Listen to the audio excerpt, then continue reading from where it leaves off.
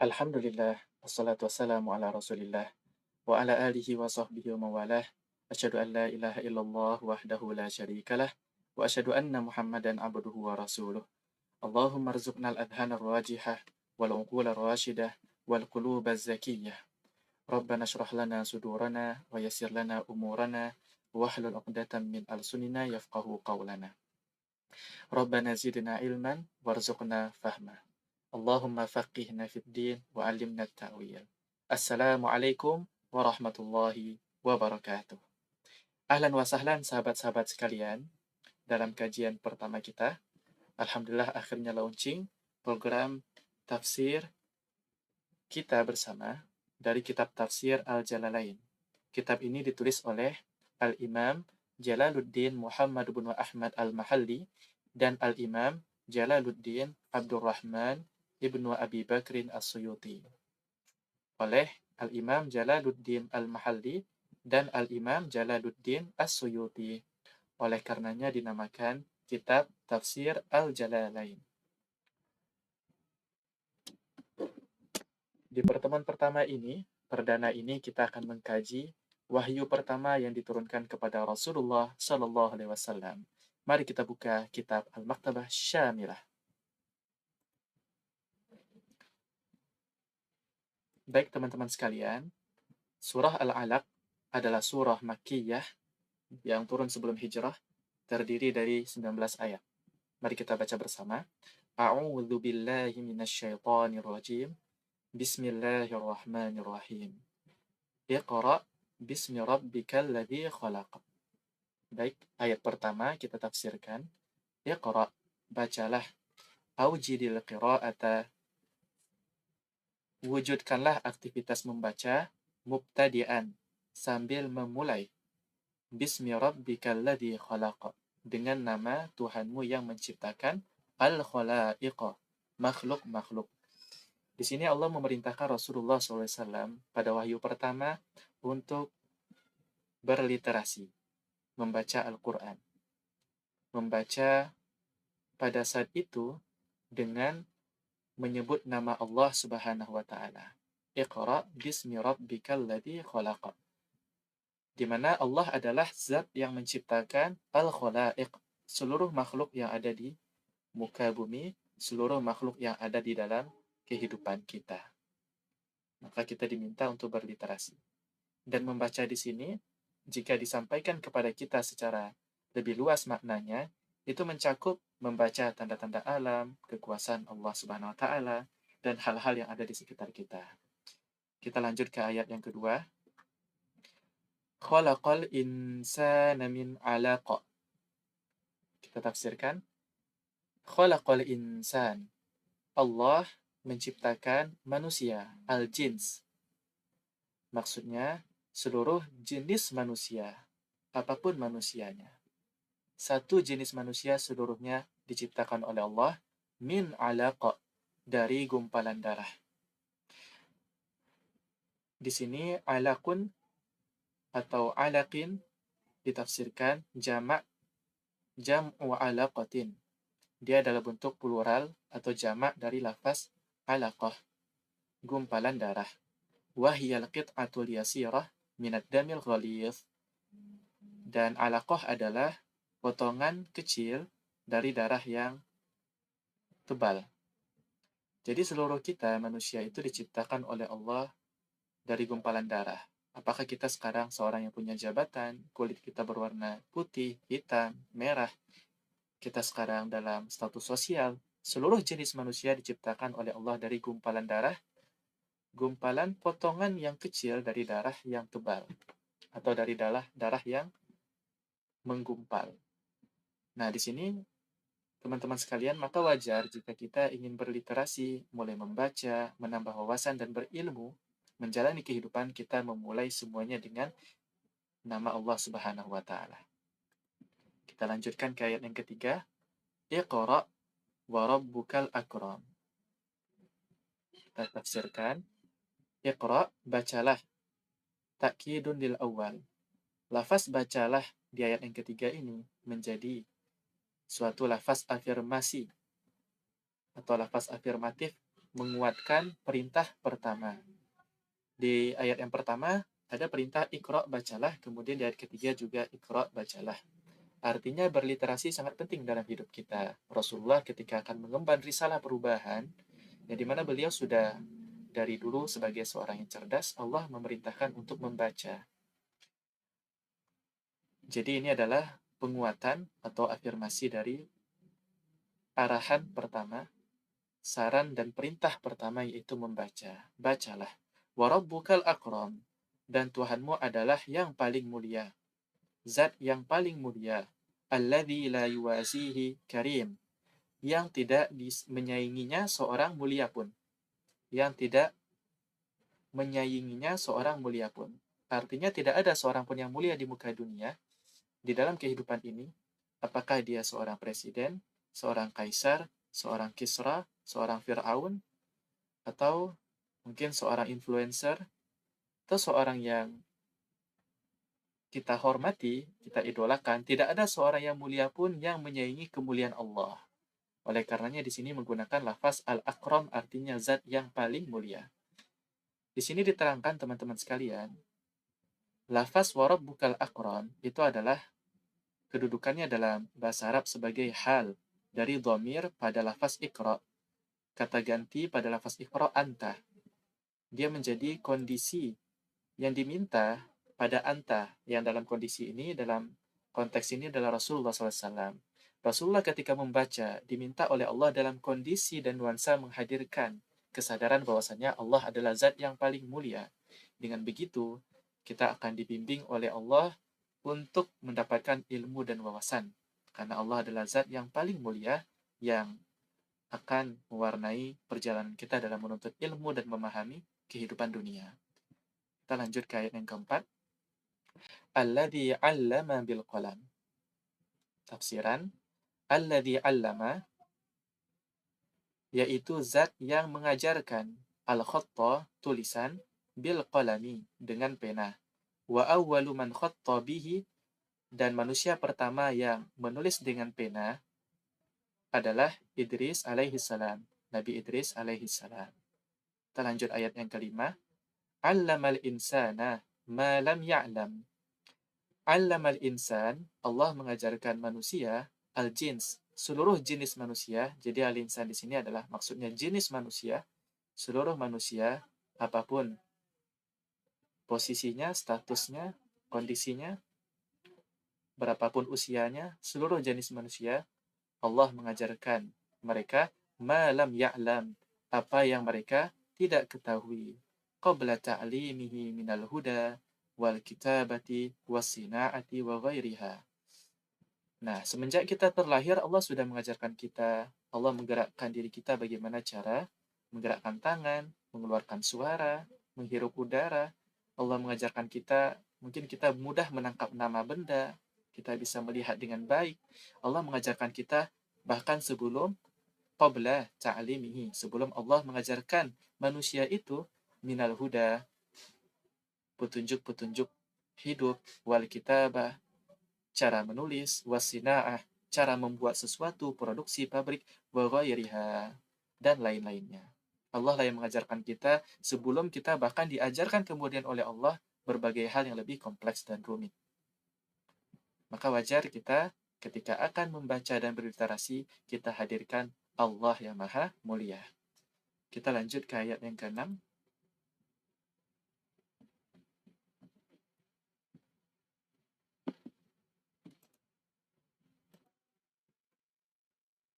Kalla innal insana layatagha. Kita tafsirkan ayat yang ke-6. Kalla, sekali-kali tidak. Haqqan, sungguh. Innal insana layatagha. Sesungguhnya manusia itu sungguh melampaui batas. Di sini sudah banyak menggunakan sungguh ya teman-teman sekalian. Ada inna, ada lam. Oke, bagaimana cerita kelanjutannya? Kita pindah ke ayat berikut. Ayat yang ke-7. Ar-ra'ahu istaghna. Kita tafsirkan ayat yang ke-7. Ar-ra'ahu. Bahwasanya manusia itu melihat dirinya sendiri. Ai nafsahu. Maksudnya dirinya sendiri. Istaghna. Merasa cukup. Bil mali. Dengan harta yang dipunya. nazala fi Abi Jahlin wa ra'a amaliyatan wastaghna maf'ulun sanin wa an ra'ahu maf'ulun lahu. Jadi ayat ini turun tentang Abu Jahal, mengenai Abu Jahal. Di sini kemudian ada penjelasan dari segi bahasa teman-teman sekalian bahwasannya lafaz ro'a di sini adalah mengandung makna fi'il, aktivitas kerja, melihat. Wastaghna, adapun istaghna ini sebagai maf'ul atau objeknya, dia melihat dirinya sebagai orang yang berkecukupan. Kemudian lafaz an ra'ahu itu sebagai maf'ul li ajlihi. Kalla innal insana la yatagha ar-ra'ahu istaghna. Ini tidak perlu kita kaji secara mendalam. Intinya dalam ayat ke-7 Allah mengatakan manusia itu setelah yang Allah buka tadi dalam awal surah Al-Alaq, manusia itu ternyata adalah seorang yang terkadang dan sering kali sombong. Kita merasa cukup dengan harta yang kita punya. Di sini Allah akan bercerita tentang Abu Jahal. Kita lanjut ke ayat ke-8. Inna ila rabbika ruj'a. Kita tafsirkan ayat 8. Inna ila rabbika, sesungguhnya kepada Tuhanmu lah, ya insanu, wahai manusia, ar-ruj'a, tempat kembalinya kita. Ai, maksud dari ar-ruj'a, ar-ruju' kembalinya kita kepada Tuhan kita. Takhwifun lahu, sebagai ancaman yang membuat takut Abu Jahal. Fayujazit taghi bima yastahiquhu. Maka di sini Allah mengungkapkan dengan dikembalikannya seluruh manusia kepada Allah. Di sana kemudian Allah fayujaziyat taghi bima yastahiquhu. Allah kemudian akan memberikan balasan kepada orang yang tadi melampaui batas, di sini Abu Jahal, dengan apa yang ia berhak dapatkan. Kita lanjut ayat yang ke-9. Ara'aita alladhi yanha. Kita tafsirkan. Ara'aita, apakah engkau melihat fis salasati mawadi' litta'ajjub. Oke, di sini ara'aita ini akan berkaitan dengan 3 hal nantinya. Fis salasati mawadi'a litta'ajjub. Ada 3 tempat nanti untuk yang menunjukkan keheranan. Maksud dari lafaz ara'aita adalah begitu menakjubkan atau begitu mengherankan. Di sini secara literalnya, apakah engkau melihat alladzi yanha, seseorang yang melarang. Maksudnya di sini adalah huwa Abu Jahal. Abu Jahal melarang bagaimana? Melarang Nabi Muhammad SAW. Melarangnya bagaimana? Kita lihat di ayat berikutnya, ayat yang ke-10. Abdan idza shalla. Abu Jahal melarang seorang hamba, abdan, seorang hamba, huwa Nabi sallallahu alaihi wasallam, hamba itu adalah an-Nabi sallallahu alaihi wasallam, idza shalla, ketika Nabi melaksanakan salat. Ayat yang ke-11, ara'aita in kana 'alal huda. Ara'aita in kana. Bagaimana menurutmu? Ara'aita itu juga adalah sebuah ungkapan takjub atau mengherankan. Bagaimana menurutmu, gitu kan? Hal yang mengherankan sekali. Bagaimana menurutmu in kana, jikalah al-manhiyu, seseorang yang tadi dilarang untuk mendirikan sholat, yaitu Nabi Muhammad SAW, alal huda, ternyata yang dilarang itu berada dalam petunjuk yang benar. Au amara bittaqwa, atau, ini ayat yang ke-12 teman-teman, atau litaksim, ini bertujuan untuk membagi sesuatu menjadi beberapa hal. Tadi bisa jadi berada dalam huda, au amara bittaqwa, atau orang yang dilarang oleh Abu Jahal tadi, yaitu Nabi Muhammad SAW, ternyata dia memerintahkan kepada ketakwaan. Ya, maksudnya hal yang menakjubkan saja, mengherankan, ada orang yang melarang orang lain sholat atau melarang orang lain untuk memerintahkan dan menyuruh kepada ketakwaan. Oke.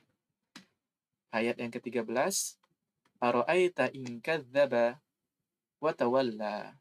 Ini juga menunjukkan rasa takjub dan heran. Bagaimana menurutmu in kadzdzaba, jikalah ia mendustakan, ai an-nahi an-nabi. Maksudnya dia di sini adalah seorang yang melarang Nabi Muhammad SAW itu, yaitu Abu Jahal. Bagaimana jika dia yang melarang itu malah dia adalah sebenarnya orang yang mendustakan, wa tawalla, dan berpaling anil imani, dari keimanan. Berarti kan ini situasinya sangat parah, parah gitu. Yang dilarang itu adalah orang yang menyeru kepada ketakwaan atau yang sedang berada dalam kebenaran, sedangkan yang melarang itu bahkan orang yang mendustakan dan berpaling dari keimanan, dari fitrah hidup manusia. Oke, kita lanjut ke ayat yang ke-14.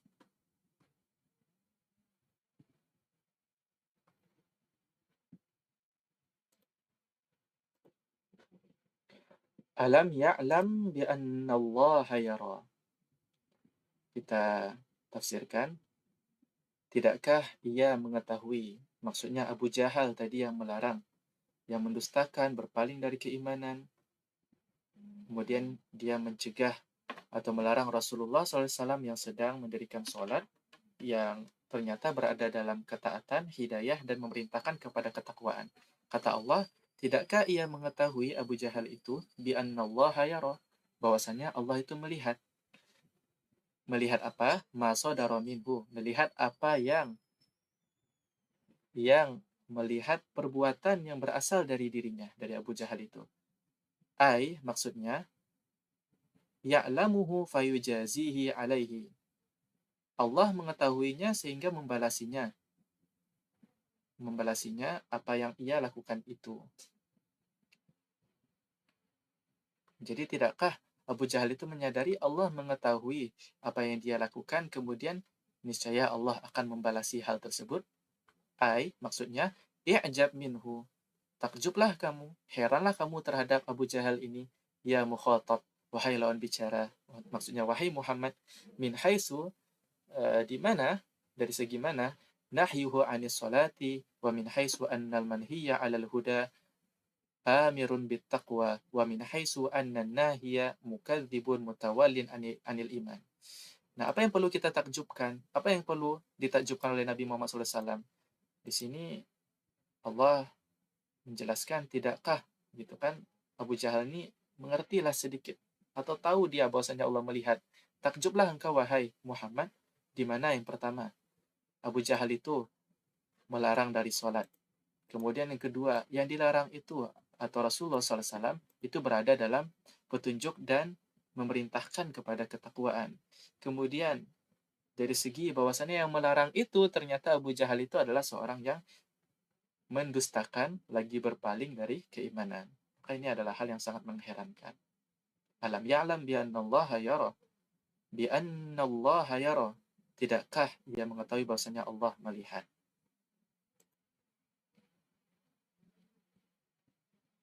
Oke, sebelumnya di ayat 14 tadi bisa kita cerminkan pada diri kita, kehidupan kita ketika kita beramal maksiat, apalagi kita mencegah orang-orang beramal taat. Di sana kita perlu benar-benar menyadari, itu adalah hal yang sangat mengherankan dan tidak bisa dinormalisasi. Itu adalah hal yang sangat buruk, dan Allah yang mengatakan itu, sehingga Allah menyinggung, alam ya'lam bi annallaha yara, bi annallaha yara. Tidakkah kita mengetahui bahwasanya Allah melihat apa yang kita lakukan sehingga Allah akan membalasi apa yang kita kerjakan.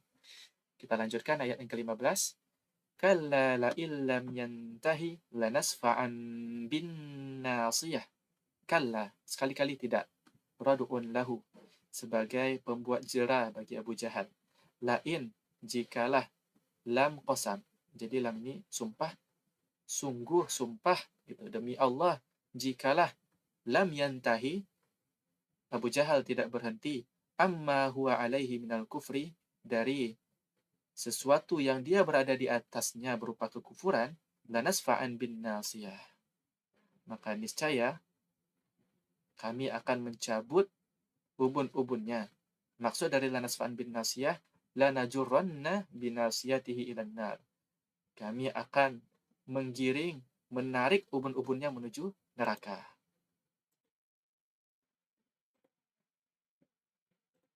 Kita lanjut ayat yang ke-16. Nasiyatin, nasiyatin kadzibatin khati'ah. nasiyah, ubun-ubun. Ubun-ubun badal nakiratun min ma'rifah. Dia adalah badal yang bentuknya nakirah. Nakirah itu dalam bahasa Arab artinya indefinitif, tidak spesifik. Dia adalah badal yang tidak spesifik, tapi sebenarnya dia adalah menerangkan sesuatu yang ma'rifah spesifik sebelumnya, yaitu ubun-ubun Abu Jahal. Kazibatin khati'ah, ubun-ubun yang dusta, khati'ah, lagi salah. Wasofaha bizalika, Allah memberikan sifat dengan demikian, maksudnya ubun-ubun. Ubun-ubun itu diberikan sifat sebagai ubun-ubun yang dusta lagi salah, dusta lagi salah. Ini sebagai majazun. Wal muradu, dan maksudnya adalah sahibuha. Yang dimaksud dari kata ubun-ubun pendusta lagi salah, ubun-ubun dusta lagi salah, itu maksudnya adalah pemilik ubun-ubun itu, yaitu Abu Jahal. Abu Jahal itu yang pendusta dan salah. Nah, di sini digunakan kata ubun-ubun yang dusta, yang salah. Maksudnya Abu Jahal itu sendiri. Kita lanjut ayat yang ke-17. Faliyad'u nadiyah. Kita tafsirkan. Faliyad'u, maka hendaklah Abu Jahal itu menyeru nadiyah, kelompoknya, atau orang-orang yang berada di ruangnya. Siapa simpul yang dia punya, simpul masyarakat, simpul sosial yang dia punya, panggillah. Maksudnya, ahla nadihi. Hendaklah Abu Jahal itu memanggil siapapun yang berada bersamanya. Wahwal majlis yuntada. Dan dia adalah, nadi itu adalah istilah untuk sebuah majlis, tempat duduk bersama, yuntada, yang menjadi tempat untuk berkumpul. Yatahaddatsu fihil qaum, di mana orang-orang berbicara dan berdialog di dalamnya. Wa kana qala lin nabiy sallallahu alaihi wasallam lamma intaharahu haitsu nahahu 'anis salati. Dan waktu itu Abu Jahal itu berkata kepada Nabi Muhammad SAW ketika intaharahu. Ini dalam kitabnya Anda baca intaharahu. Artinya ketika benar-benar menghardik Nabi Muhammad SAW, ketika sedang mencegah Nabi dari sholat, apa kata Abu Jahal? Laqad alimta ma biha rajulun aksar nadiyan minni. Wahai Muhammad, sungguh engkau telah mengetahui tidak ada dengan nadi tersebut orang yang lebih banyak, tidak ada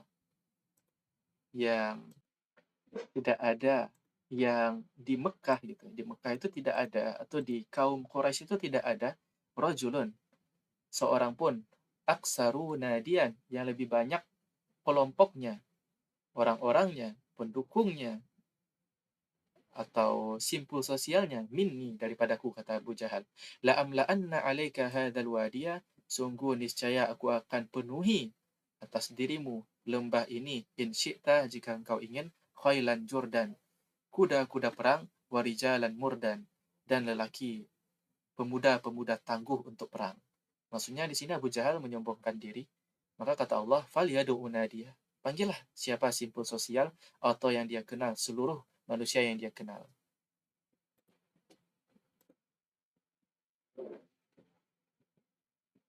Kita lanjutkan ke ayat yang berikutnya.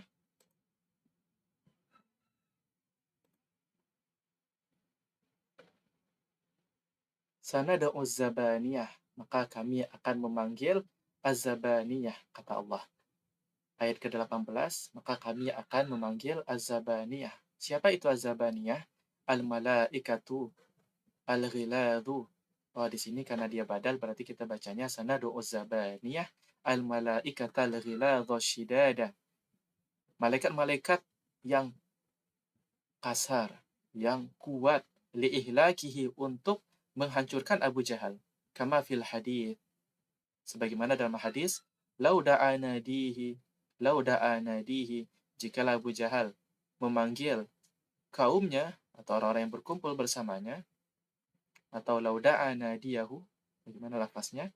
la akhadhathu zabaniyatu ayyana. Maka niscaya malaikat az-zabaniyah mencabut nyawanya secara face to face atau secara langsung mata ke mata gitu ya. Oke, kita lanjut ke ayat yang ke-19.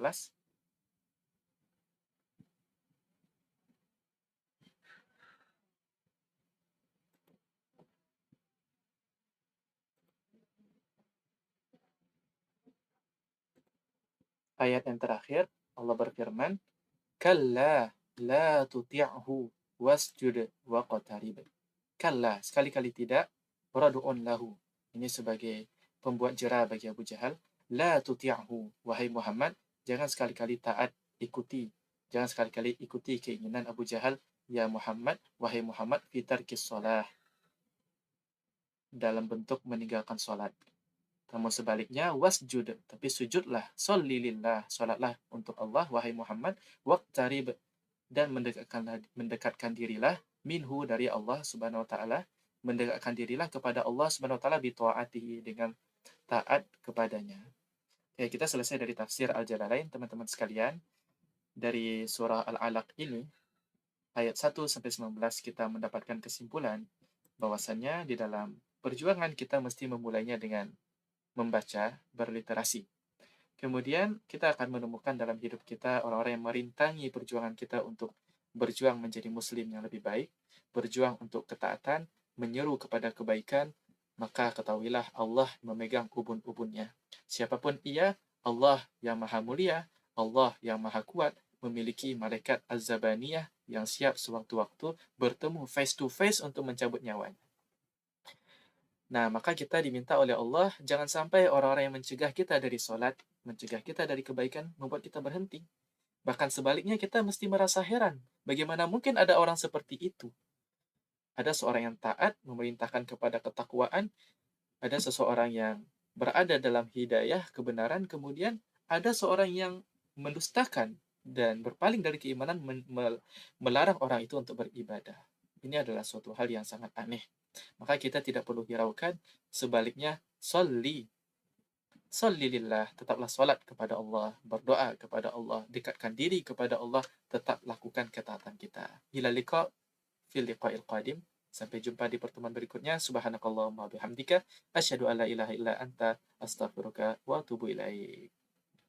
Ikuti saluran ini, jangan lupa subscribe, like, dan share.